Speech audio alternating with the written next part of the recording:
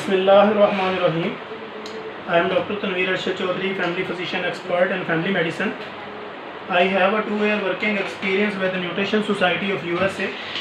I have a 2-year working experience as a family physician with World Health Organization in Brazil. जैसा कि हमारे तमाम viewers, follower, patient, friends and families जानते हैं कि हम हमेशा करंट इशू को डिस्कस करते हैं और करंट कंप्लेंट्स जो हमारे पास आ रही होती हैं, पेशेंट हमारे पास जिस करंट कंप्लेंट्स के साथ आ रहा होता है या क्लिनिकल ट्रायल के अंदर से जो ज़्यादा सवाल जवाब पेशेंट हमारे साथ कर रहा होता है, हम उसी को ही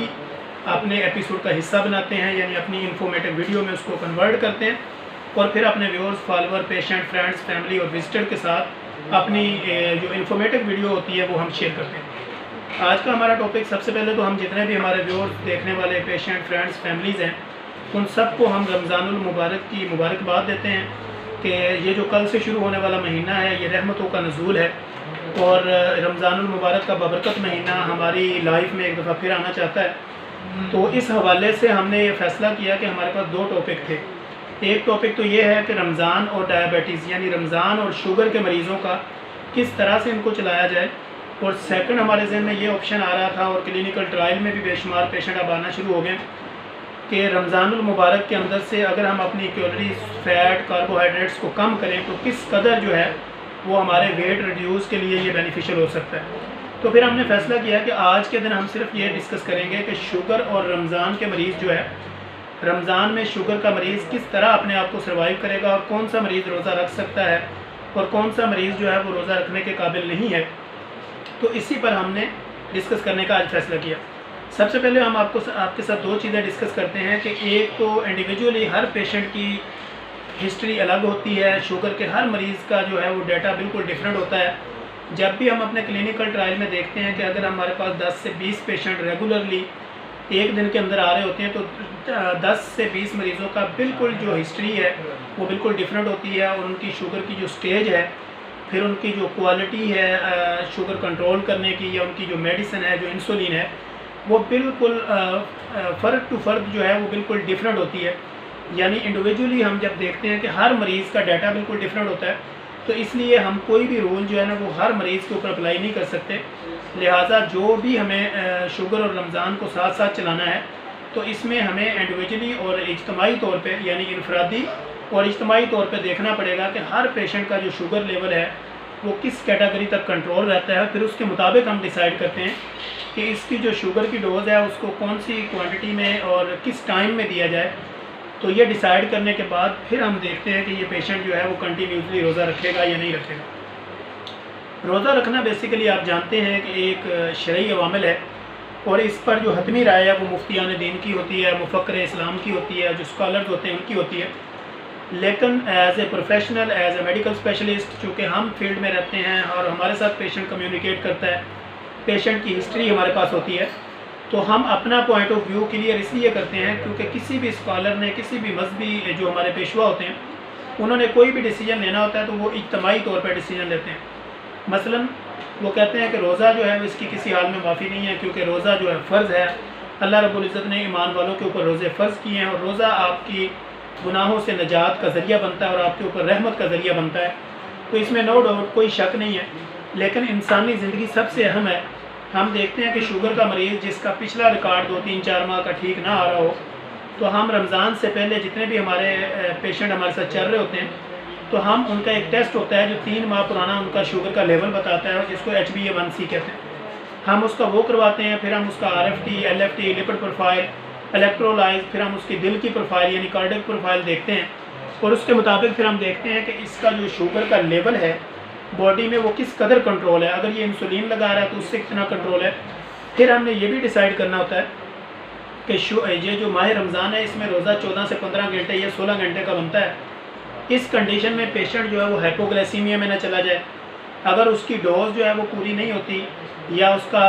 इंसुलिन लेवल बॉडी में अब चला जाता है या बिल्कुल इंसुलिन डाउन हो जाती है, वो हाइपोग्लाइसीमिया या हाइपरग्लाइसीमिया में जाने से बचाने के लिए डॉक्टर हमेशा डिसाइड करता है कि कितनी डोज जो है वो आपने सहरी में लेनी है और कितनी डोज जो है वो आपने अफ्तारी में लेनी है। अगर वो आप टेबलेट ले रहे हैं तो हम मॉर्निंग वाली डोज़ को इवनिंग पे ले जाते हैं क्योंकि मॉर्निंग में प्रेशर आपकी बॉडी पे कम होता है اس طرح جب آپ سحری کرتے ہیں تو تب آپ زیادہ انٹیک کرتے ہیں، میٹھی چیزیں زیادہ لیتے ہیں، اسی طرح پکوڑے، سموسے، پھر اس طرح جتنے بھی جوسز وغیرہ، روح افزا، ان کا استعمال آپ کی باڈی میں ہو جاتا ہے، کھجور کا ہے، اس طرح فروٹ چاٹ کا ہے، دہی بلے وغیرہ جو بھی آپ یوز کرتے ہیں، تو وہ آپ افطاری کے ٹائم پہ شوگر والے بندے کا یہ لوڈ بڑھ جاتا ہے، تو ہم اس لیے اس کی جو افطاری والی ڈوز ہوتی ہے اس کو بڑھا بھی دیتے ہیں اور سحری والی ڈوز کو کم کر دیتے ہیں، لیکن دوائی ہر حال میں آپ نے لینی ہوتی ہے۔ بعض ایسے پیشنٹ بھی ہمارے پاس آتے ہیں، وہ کہتے ہیں میں شوگر تو مجھے ہے، روزہ بھی میں نے ہر حال میں رکھنا ہے، چھوڑنا بھی نہیں ہے، دوائی بھی میں نے نہیں کھانی، کیونکہ جو ہے وہ شوگر جو ہے رمضان میں میری آٹومیٹکلی کنٹرول ہو جائے گی۔ تو ہم پھر اس کو فرداً کاؤنسلنگ کرتے ہیں کہ ایسا بالکل نہیں ہوتا کہ آپ نے دوائی بھی نہیں کھانی، روزہ بھی رکھنا ہے، 12 سے 15 گھنٹے آپ نے اپنے پیٹ کو خالی بھی چھوڑنا ہے، تو آپ کی امیونٹی جو ہے وہ ڈاؤن ہو جائے گی، آپ کا انسولین کا لیول ڈاؤن ہو جائے گا، آپ ہائپوگلیسیمیا میں چلے جائیں گے، تو اس طرح آپ کی جان بھی جا سکتی ہے۔ تو آپ کی جان بچانا بھی ایک کنسلٹنٹ کے لیے، ایک فزیشین کے لیے، ایک آپ کے فیملی ڈاکٹر کے لیے یہ گائیڈ لائن دینا بھی اسی طرح فرض ہے جس طرح روزہ آپ کے اوپر فرض ہے۔ تو اس طرح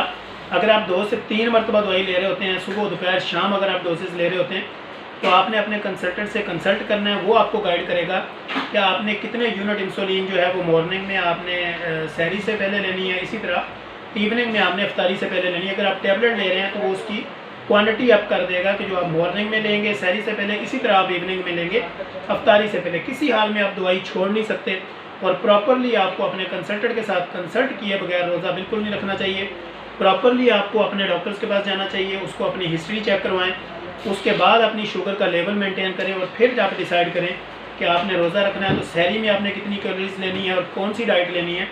اسی طرح جب آپ نے افطاری کرنی ہے تو آپ نے اس کا آغاز کیسے کرنا ہے، اور کس کوانٹٹی اور کس کوالٹی کی چیزیں جو ہے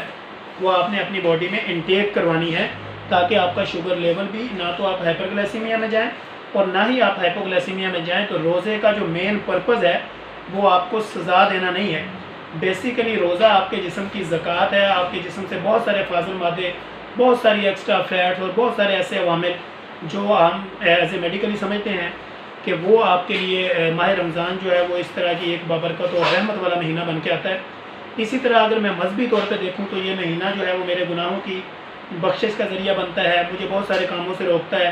بہت سارے کاموں کی تلقین کرتا ہے، میرے اندر صبر کو پیدا کرتا ہے، اسی طرح قوت برداشت بڑھاتا ہے، پھر لوگوں کا احساس میرے اندر ڈالتا ہے۔ تو روزہ بیسیکلی ایک بہت عظیم مقصد ہے اور ایک عظیم فعل ہے اس کا ہمارے دین کا،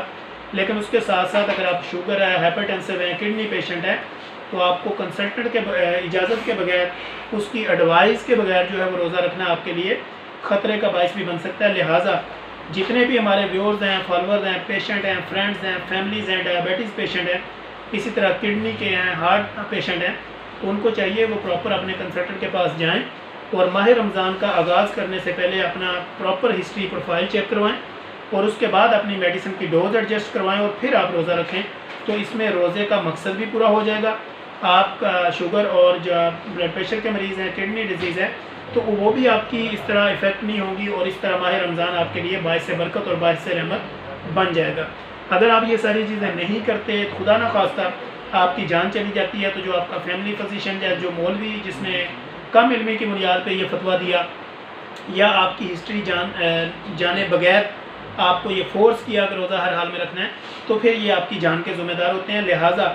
آپ نے اپنے کنسلٹنٹ سے کنسلٹ کرنا ہے، پھر آپ نے مفتیان کے فتوے کو دیکھنا ہے، کیونکہ ہر بندے کی ہسٹری ڈیفرنٹ ہے، ایک ہی فتویٰ سب کے اوپر اپلائی نہیں ہو سکتا۔ کوئی کرونک پوزیشن پہ چل رہا ہوتا ہے، کسی کی پوزیشن جو ہے وہ سٹیبل ہوتی ہے، کوئی انسٹیبل ہے، تو اس طرح یہ ہر ایک کے اوپر ایک ہی چیز لاگو نہیں ہوتی۔ لہٰذا فرداً ہر بندے کی ہسٹری جاننا ضروری ہے، پھر اس کے مطابق جو ہے وہ اس کو چلانا ضروری ہے۔ آج کے دور میں چونکہ sugar, blood pressure, kidney disease یہ عام ہیں، اور اس کی میڈیسن کو ایڈجسٹ کروائے بغیر وہ شوگر والے مریض کا روزہ رکھنا جو ہے وہ خطرے سے کم نہیں ہے۔